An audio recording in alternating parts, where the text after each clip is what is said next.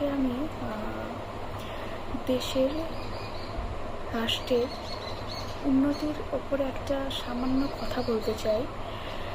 মানে কোন রাষ্ট্র কতটা উন্নত সেটা নির্ভর করে সেই রাষ্ট্রের শিক্ষা ব্যবস্থার ওপর। কারণ আপনারা প্রত্যেকে অ্যাপেল, গুগল, মাইক্রোসফট এর সঙ্গে হ্যাভার্ড, এমআইটি, ওয়াটসনের কথাও কিন্তু মনে রাখেন। কারণ যদি ওয়াটসন, হ্যাভার্ড, এমআইটি মতন শিক্ষাকেন্দ্র না থাকতো তাহলে হয়তো আমরা গুগল, মাইক্রোসফট এইসবের সাথে পরিচিত হতে পারতাম না।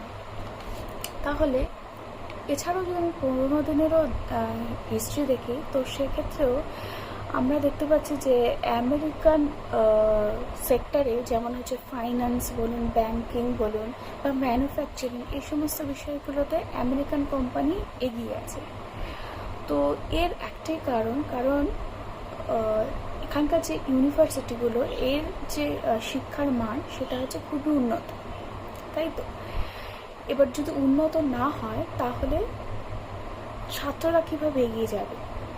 তো আমার এটাই। আর এখনকার দিনে বেশিরভাগ ইউনিভার্সিটিগুলো তো প্লেসমেন্টের সাথে জড়িয়ে আছে। তো এক্ষেত্রে আমার এটাই বলার উদ্দেশ্য যে ভারতে যদি এই শিক্ষার প্রকৃত উন্নত মান না শুরু হয় তাহলে আমাদের এই রাষ্ট্রকে উন্নত করা হয়তো পসিবল হবে না।